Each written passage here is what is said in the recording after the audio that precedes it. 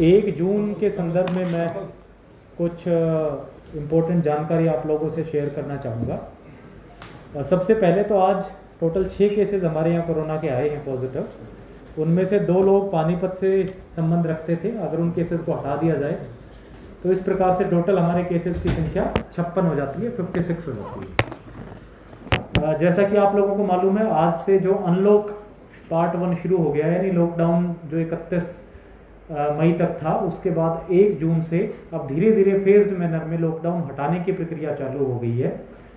और इस कड़ी में जो एक सबसे महत्वपूर्ण फैसला सरकार ने लिया है और फिर जिला प्रशासन ने जो व्यापार मंडल हैं उनसे चर्चा के बाद और जिला प्रशासन के अधिकारियों से चर्चा के बाद जो फैसला लिया है वो ये लिया है कि आगे से जिले में सारी की सारी जो दुकानें हैं वो खुलेंगी 9 बजे से शाम को 7 बजे तक, यानी सुबह 9 बजे से शाम को 7 बजे तक जितनी भी दुकानें हैं वो सारी खुलेंगी। और ये जो डिसीजन है ये नॉन इसेंशियल शॉप्स पे लागू रहेगा। जो इसेंशियल शॉप्स हैं, जो ज़रूरी चीज़ों की दुकानें हैं, वो बियॉन्ड 7 PM भी, जैसे मेडिकल शॉप्स हैं, वो भी खुली रहेंगी। टाइमिंग क्या रहेगी सर बियॉन्ड सर? जो मेडिकल शॉप्स हैं, जो 24 आवर शॉप्स खुली रहती हैं वो 24 आवर शॉप्स खुलेंगी। जो रूटीन टाइम में खुलती थी वो 9 बजे तक खुलेंगी, कर्फ्यू शुरू होने के बाद। 9 बजे से सुबह 5 बजे तक कर्फ्यू रहेगा। ये जो डिसीजन है ये कंटेनमेंट जोन्स पे लागू नहीं होगा, यानी जो हमारे कंटेनमेंट जोन से जहाँ केसेस आए हैं वहाँ पे ये चीज़ लागू नहीं होगा। वहाँ पे जो हमारा पहला वाला सिस्टम चल रहा था कि जो बैरिकेडिंग करने के बाद जो भी बंद की हुई है सारी की सारी चीज़ें वो बंद रहेंगी। ये जो दुकानें खुलेंगी कुछ शर्तों के साथ खुलेंगी। इन कंडीशंस में ये है कि एक तो हर एक दुकानदार है वो ग्लव्स और मास्क पहन के रखेगा। अगर कोई भी दुकानदार ग्लव्स और मास्क का वायलेशन करता हुआ पाएगा तो दुकान को तुरंत सील कर दिया जाएगा और आगे कार्रवाई की जाएगी। सोशल डिस्टेंसिंग मेंटेन करना बहुत ज़रूरी है। अगर किसी भी दुकान पे सोशल डिस्टेंसिंग मेंटेन नहीं होती दिखी तो दोबारा से जो है प्रशासन इस पर फैसला ले सकता है, या तो OD1 करा देंगे या फिर टाइमिंग्स कम कर दी जाएंगी दुकानों की, या दोनों OD1 के साथ साथ भी जो है टाइमिंग कम करवाई जा सकती हैं। होम डिलीवरी का समय 8:30 बजे रहेगा। 8:30 बजे के बाद कोई भी होम डिलीवरी नहीं दी जाएगी।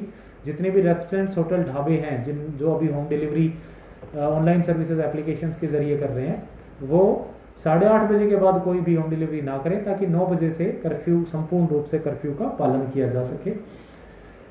एक जो महत्वपूर्ण चीज़ या छूट और जो दी जा रही है वो बैंकेट हॉल्स को लेकर के, कि जितने ज़िले में जितने भी बैंकेट हॉल्स हैं वो अब खुल सकेंगे।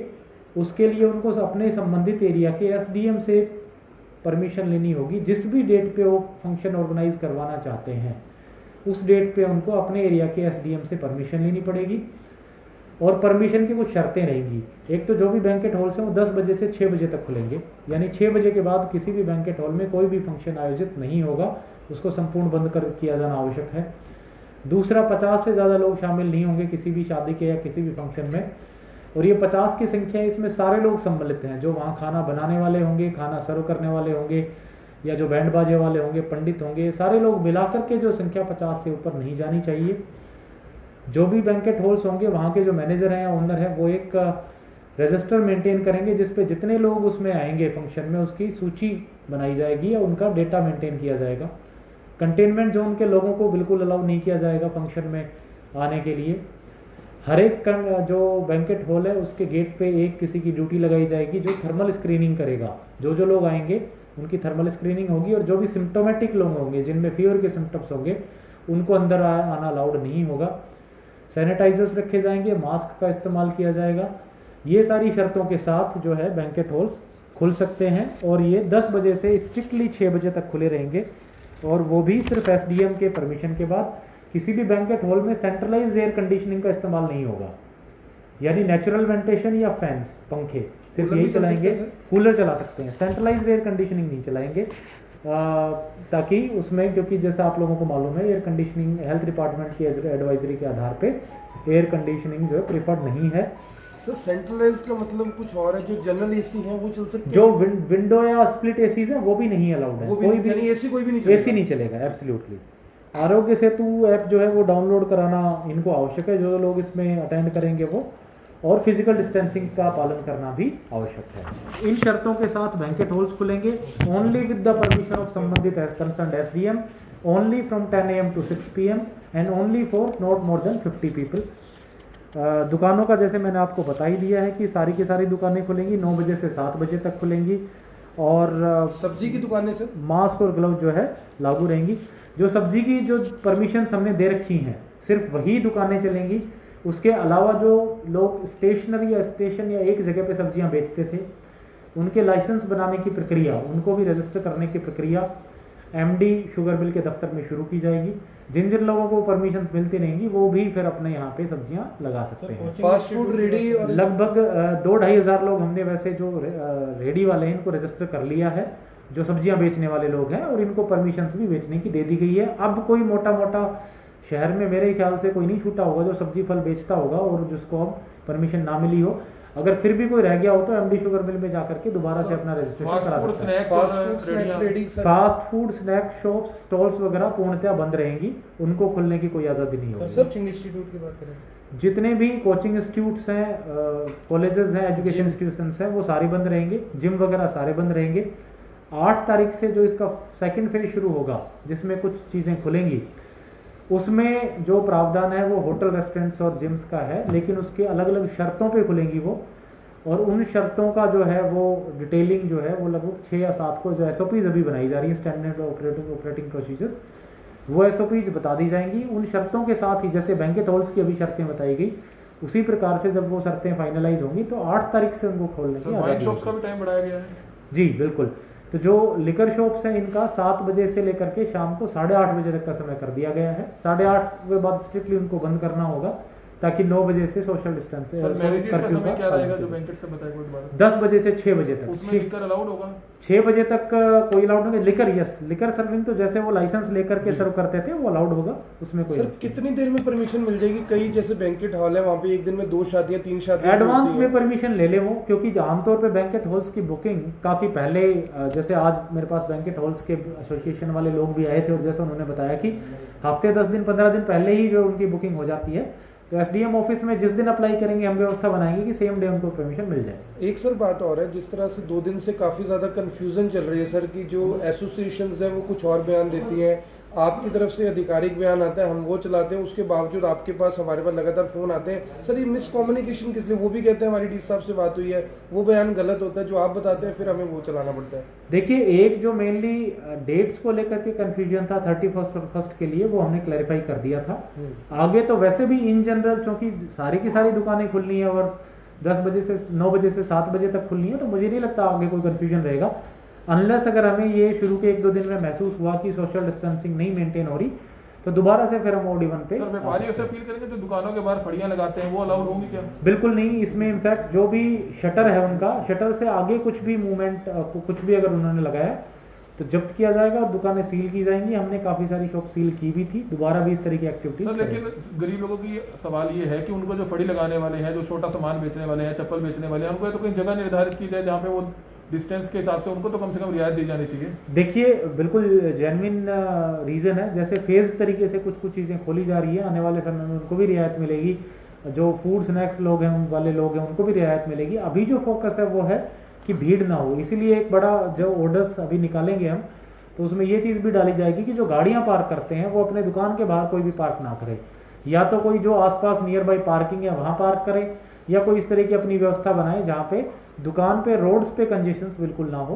तो जो दुकानों के बाहर रेडिया लगाते थे उनके साथ भी कंजेशन बढ़ने का खतरा रहता है, इसलिए एक आने वाले समय के बाद उनको रिलीफ दी जाए। सर एक मेन बाजार करण गेट घंटाघर चौक है, पहले दिन वहाँ OD1 के दौरान जो है काफी हंगामा हुआ था, और तब आपने ये भी कहा था कि जो एक नगर निगम का पुराना प्लॉट पड़ा है, काफी खुला प्लॉट है, वहाँ पर पार्किंग की सुविधा दी जाए, क्योंकि पार्किंग जब वहाँ है ही नहीं तो लोग कहाँ। तो वहाँ पार्किंग हमने बना भी दी है, लेवलिंग करा के। मैं खुद उसकी हफ्ते भर पहले निरीक्षण करने गया था और वो बहुत अच्छी लेवल्ड जगह है, पार्किंग भी हो भी रही है और गाड़ियाँ खड़ी भी होती है वहाँ पे। मेरी बस आग्रह रहेगा दुकानदारों से कि सब लोग, चूँकि वो अब सुबह 9 बजे से शाम को 7 बजे तक वहाँ रहेंगे, तो वो अपना वहाँ पे गाड़ी खड़ी करें ताकि उनके जो मार्केट्स में कंजेशन ना हो। और उसकी कैपेसिटी लगभग जो वो जगह है वो 3000 स्क्वायर मीटर के करीब है, तो उसमें काफ़ी सारी गाड़ियाँ पार्क होने की कैपेसिटी है। किसी का वहाँ पर ठेका दे दिया जाए एक नॉमिनल रेट्स में, तभी वहाँ जाके प्रॉपर तरीके से सिस्टम बन पाएगा। अगर 5 रुपये टू व्हीलर का और 10 रुपये गाड़ी के लिए फुल डे का, तभी जाके सिस्टम बन इनकम पाएगा। की इनकम हो जाएगी सर। बड़ा अच्छा सुझाव है, नगर निगम की तरफ से इसको क्योंकि ऐसे जरूर line take wise up parking नहीं लगाएंगे, एक कोई गाड़ी पीछे खड़ी कर देगा तो वो दिक्कत आएगी फिर सारा नहीं, बहुत अच्छा सुझाव है, इसको जरूर हम इम्प्लीमेंट सर एक मिनी सेक्रेटरीट का बैक साइड का दरवाजा बंद रखा गया सर, लोग यहाँ तक आते हैं, वहाँ पे खिड़की लगी है, लेडीज जेंट्स, आज हमने कुछ फोटोज खींची, वो टाप टाप के जा रहे हैं सर, वो खुलवा दिया जाएगा। मैं बिल्कुल इस पे ध्यान दे करके इसको जरूर और सर जिस तरह कोरोना के मामले बढ़ रहे हैं आज, बल्कि डीकंटोनमेंट भी एक एरिया को किया गया, क्या कुछ लोगों से अपील करना चाहेंगे? जो पेशेंट है उसने भी कहा कि मेरी पूरी केयर हुई और मैं बिल्कुल ठीक होकर स्वस्थ होकर वापस आ गया हूँ, लोगों से क्या कुछ कहना चाहिए? देखिए, यही अपील करेंगे कि जो ज़्यादातर केसेस अपने आए हैं ट्रैवल हिस्ट्री वाले लोग हैं, उन लोगों पे हमें अभी नज़र रखने की आवश्यकता है। हम एक हेल्पलाइन नंबर भी आज जारी करेंगे, जिसमें अगर किसी को कोई सूचना मिलती है कि अगर कोई बाहर से आया है तो डेडिकेटेड वो नंबर होगा, उस पर वो फ़ोन करके बता दे कि भाई फला आदमी आया, बाहर से आया, हम उसकी जांच कराएंगे। दूसरा, अगर किसी को टेस्ट कराना है, और अब कई लोगों में हो सकता है कन्फ्यूजन हो कि मेरा टेस्ट कहाँ पे होगा, तो हम वो उस नंबर पे ये भी बता सकता है कि हमें टेस्ट कराना है और वो आ सकता है। तीसरा, अगर किसी को ये डाउट हो कि आइसोलेट होना है, मुझे मुझ में लक्षण है या मेरे कोई फैमिली मेम्बर पॉजिटिव आ गया और मुझे अब अपने गांव में मोहल्ले में नहीं रहना, तो उसको कहाँ जगह आइसोलेशन की मिल सकती है, जो हमारा कोविड केयर सेंटर्स है या क्वारंटीन होम्स है, वो सारी सूचनाएं उसे एक डेडिकेटेड नंबर पे वो ले सकता है। तो हम वो नंबर भी प्रशासन आज ही जारी कर देगा। हॉस्पिटल्स के लिए कोई टाइमिंग? हॉस्पिटल्स जो है ओपीडी टाइमिंग्स का हमने 3 बजे तक का इनका एक्सटेंड करके किया था, 9 बजे से 3 बजे तक का। बाकी जो इमरजेंसी सर्विसेज हैं वो तो इनको कंपल्शन है कि 24 आवर देंगे, उसमें किसी भी तरह के रोक बिल्कुल नहीं सर है। चाय की दुकानों के लिए कुछ? अभी तक कोई खोलने का उनका नियम नहीं आया। जब स्नैक शॉप्स और बाकी चीज़ें खुलेंगी उनके साथ ही हम इनको टेक सर एक कंटोनमेंट एरिया है चमन गार्डन का, अब वहाँ पे सर एक हॉस्पिटल है, उनके 2 डॉक्टर हैं, वो वहाँ पे ही उनको क्वारंटीन कर दिया। वो उनके पेशेंट ना तो डिस्चार्ज हो पा रहे हैं, जिनके ऑपरेशन करने थे वो भी वहीं पे एडमिट रह गए। सर उनको छूट दी देखिए, जाए। कंटेनमेंट जोन का एक सिंपल सा रूल है कि अगर उसमें कोई अंदर है तो वो अंदर ही रहेगा, अगर बाहर है तो फिर उसमें अंदर प्रवेश दोबारा ना करे। अगर वहाँ से किसी को जाना है तो वो अपनी मेडिकल चेकअप करा करके बाहर जा सकता है और वो फिर परमानेंटली बाहर ही रहे, वो अंदर बाहर अलाउड नहीं होगा, ताकि मूवमेंट रिस्ट्रिक्टेड हो। तो अगर इस प्रकार से अगर किसी की कोई ऐसी नेसेसिटी है तो एक बार के लिए वो मेडिकल चेकअप करा के कंटेनमेंट जोन से बाहर जा सकता है, but daily up down allowed नहीं सर होगा। संडे के लिए क्या रहेगा जी? संडे के लिए संडे के लिए सारी की सारी दुकानें बंद रहेंगी, क्योंकि अब 9 to 7 हमने एनफोर्स कर दिया और सारी दुकानें खुलेंगी।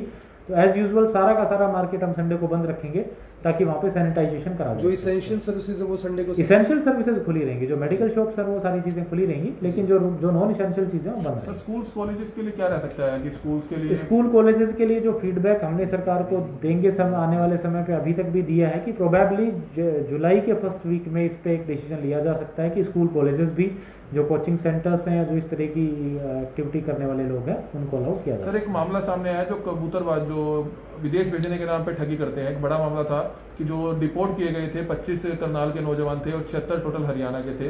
तो करनाल पुलिस ने सभी 25 जो लोग थे विदेश भेजने के नाम पे जिन्होंने ठगी की, उनके खिलाफ मामला दर्ज किया गया है। 4 कबूतरबाजों को गिरफ्तार भी किया गया है। तो कुछ पेरेंट्स से जानकारी देना चाहेंगे कि जो इन ठगी का शिकार हो वो भी सामने आए कुछ? बिल्कुल सामने आए, प्रशासन को सूचना दें, हम जरूर उसमें जो भी कानूनी कार्रवाई बनती है उस पर की जाएगी और सख्त से सख्त एक्शन लेंगे। कबूतरबाजी का नतीजा ये निकला कि काफ़ी सारे लोग हमारे यहाँ डिपोर्ट भी किए गए, पूरे हरियाणा में, पूरे देश में, और कहीं ना कहीं देश का नाम खराब हुआ, उनको हेल्थ हजार्ड्स भी हुआ, उनको कोरोना होने का खतरा भी रहा। तो अगर इस तरह की किसी को भी कोई सूचना आती है, हम सख्त सर एक्शन सैनिक स्कूल में खामियां बड़ी हैं, वहाँ फैमिलीज जाती हैं, लोग जाते हैं वहाँ, मतलब एक बार अगर सुबह पोछा मारा जाता है तो उसके बाद पोछा नहीं मारा जाता, अगर दिन की सब्जी गिरी हुई है तो रात को साफ नहीं होती। जो अच्छी खासी फैमिलीज के लोग हैं वो अगर वहाँ जाते हैं तो उसको काफ़ी वो करते हैं। हालांकि जो निमन तबका है वो तो चलो जैसे तैसे रह जाता है, लेकिन होनी चाहिए, सफाई तो होनी चाहिए कम से कम। देखिए, बिल्कुल जेन्युइन चीज़ है, मेरे पास कई बार फोटोग्राफ्स वीडियोस भी आई, हम पूरी कोशिश भी कर रहे हैं, एक्स्ट्रा सफाई कर्मचारी भी लगाएंगे।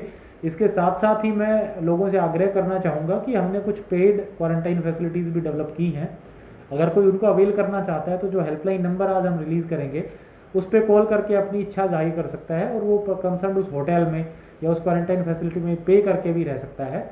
वो सर विदेश से आए लोगों के लिए कोई भी ले सकता है? उनके लिए भी है, और जिन लोगों को हमने क्वारंटाइन रेफर किया है जी, और वो हमारी जो सरकारी फ्री क्वारंटाइन फैसिलिटी जिसको दी है उससे सहमत नहीं है, संतुष्ट नहीं है, तो पेड क्वारंटाइन फैसिलिटी में भी रह सकता है।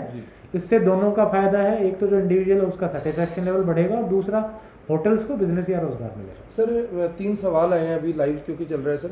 सरल हरियाणा पर पास केवल 1 दिन के लिए अप्लाई होता है सर। अगर किसी को एयरपोर्ट से अपने परिवार को लेकर आना है जिसकी फ्लाइट रात को 12 बजे के आसपास है तो 2 दिन का पास चाहिए, जिसका प्रोविजन ऑनलाइन साइट पर नहीं है। लोग डिमांड कर रहे हैं जैसे रिलैक्सेशन मिला, इसमें कुछ रिलैक्सेशन सरल हरियाणा पे इवन वीकली पास का भी प्रावधान है, अगर कोई वीकली पास डाले तो भी। दूसरा, मूवमेंट्स को लेकर के अभी नेबरिंग स्टेट से बात चल रही है, जैसा कि सेंट्रल गवर्नमेंट की गाइडलाइंस में कहा गया था कि इंटरस्टेट मूवमेंट भी फ्री कर दिया जाएगा, लेकिन चूंकि हरियाणा के आसपास दिल्ली मेनली जो ऐसा स्टेट पड़ता है जो काफ़ी कंटामिनेटेड है, तो दिल्ली की अथॉरिटी से हरियाणा सरकार की बातचीत चल रही है। 1-2 दिन में इस पर भी फैसला हो जाएगा कि पासेस को एनफोर्स करना है नहीं करना। For the time being with in Haryana movement के लिए कोई पास की आवश्यकता नहीं है।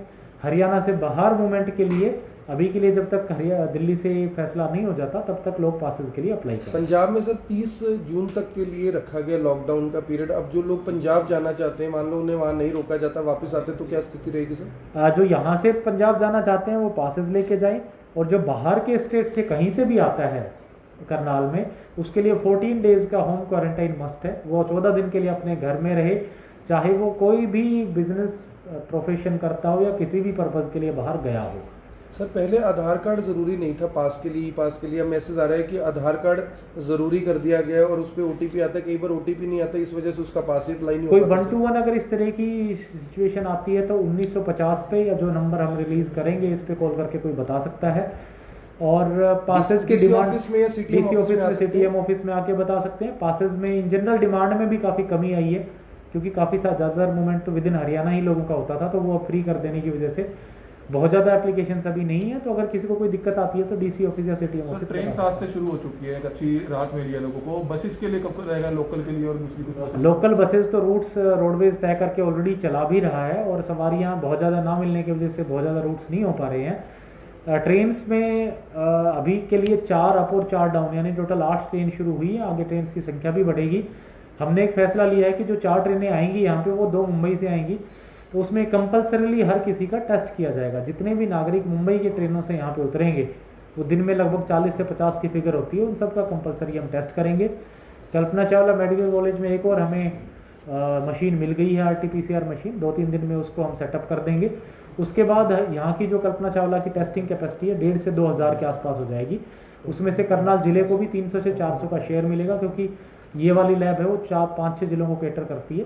तो हमारी जो टेस्टिंग कैपेसिटी जब जिले की 400-500 होगी तो हम कोशिश करेंगे ज़्यादा से ज़्यादा। हेल्पलाइन नंबर कब तक जारी करेंगे? आज इवनिंग तक जारी भी कर देंगे, साथ में टर्म्स एंड कंडीशंस भी जारी करेंगे कि किसको कैसे कैसे डील करना है, कहाँ क्वारंटाइन रहना है, क्या कैसे अपना टेस्ट करवाना है। सर एक और सवाल आया कि कल्पना चावला मेडिकल कॉलेज में टेस्टिंग के बाद क्वारंटीन के लिए जब जैसे भेजा जाता है सर, जो लोग बाहर से आ रहे हैं वो कहते हैं कि हम होटल में रुकना चाहते हैं, लेकिन स्टाफ धक्के से एम्बुलेंस पे बिठा के क्वारंटीन सेंटर छोड़ाता है सर। तो इस बात के लिए भी सर जैसे आप नंबर बता रहे हैं, हम चाहेंगे कि शिकायत उस पर कम से कम इस हेल्पलाइन पे बिल्कुल शिकायत दर्ज करके और वो संबंधित इंडिविजुअल होटल में जा सकता है। होटल में जब वो वहाँ अपनी स्लिप वगैरह कवर करवा करके जब वो इंश्योर हमें कर देगा कि वो 10 दिन या 7 दिन एज पर द प्रोटोकॉल वहाँ रहने वाला है, उसके बाद उसको वहाँ रुकने की व्यवस्था कर दी जाएगी। क्योंकि इसमें एक चांस ये भी बन सकता है कि कोई इंडिविजुअल 1 दिन के लिए होटल में रुके और फिर अपने घर वापस चला जाए। तो जैसे फॉरेन रिटर्नीज का जो शर्त है, या लेट से जो कंडीशंस हैं, 7 दिन का कंपलसरी क्वारंटीन है, उसका हमें प्रूफ देना होगा कि वो होटल में 7 दिन रहने वाला है, उसके बाद हम उसको अलाउ करेंगे। DRT सर कूपन को लेके कल जो MCs हैं उन्होंने काफ़ी विरोध किया है इस बात का, और ये सच्चाई भी है, आप भी जानते हैं सर कि सही लोगों को जिनको मिलना चाहिए था, आज भी 300 लोग सर फूड एंड सप्लाई के दफ्तर के बाहर खड़े थे। उनका कहना था कि जी हमारे को DRT कूपन नहीं मिल। सर इतनी बड़ी, यानी इतना सर्वे भी हुआ, सर्वे करने वालों को भी दिक्कत आई, करवाने वालों को भी दिक्कत आई, फिर भी वो चीज़ नहीं हो पाई जो प्रशासन करना चाहता था। कहीं ना कहीं फेलियर हो गया प्रोजेक्ट की। देखिए, करनाल में टोटल लगभग 65,000-66,000 लोगों को इसके एलिजिबल माना गया, लगभग 22,000 फैमिलीज। और इतने बड़े स्केल पे सर्वे कराना, और वो भी कोरोना के टाइम पे अपने आप में एक बड़ा चैलेंज था कि 3 लाख घरों को कंप्लीट करना। मैं मानता हूँ कि क्योंकि मेरे पास भी इस तरह की शिकायतें आई हैं, तो हो सकता है कहीं ना कहीं 5%, 7% कोई खामियां रही होंगी, लेकिन बहुत सारी बेनिफिशरीज ऐसे भी हैं जो जेन्युइन है और जिनको राशन मिल भी रहा है। बिल्कुल ठीक है सर। तो अगर इसमें कुछ % अगर इस तरह की अनियमितताएं हैं कि जो जेन्युइन नीडी लोग नहीं हैं और उनको राशन दे दिया गया है, तो उस पर हम संज्ञान भी लेंगे। जो कंसर्न लोकल कमेटी थी, हम उनके एक्सप्लेनेशन भी कॉल करेंगे, और जो नीडी लोग हैं उनका हम जो है राशन कूपन बना के भी देंगे। ये व्यवस्था चूंकि मई और जून तक के लिए थी, तो जो हमारी कोशिश रहेगी कि ज़्यादा से ज़्यादा नीडी लोगों तक जून अंत तक हम उस पर सर एक आइसक्रीम फैक्ट्री वगैरह खुल सकती है अभी आइसक्रीम फैक्ट्रीज को खोलने का फैसला नहीं लिया गया है। एक बार सर फिर probably branded on the item तो first- बिक रही है सर, मदर डेयरी है, अमूल है, इनके माल तो बिक रहा है सर उनके, क्योंकि आउटलेट्स खुले हुए हैं। जितने भी आउटलेट्स हैं जो आइसक्रीम्स के ब्रांडेड हैं, हमने जो परमिशनें दी हैं वो उनके मिल्क आइटम्स और मिल्क प्रोडक्ट्स को खोलने के लिए दी हैं। अगर कोई इस तरह की शिकायत आती है कि वो आइसक्रीम्स वगैरह भी वहाँ से बेची जा रही है तो हम उस पर कार्रवाई करेंगे। ठीक है।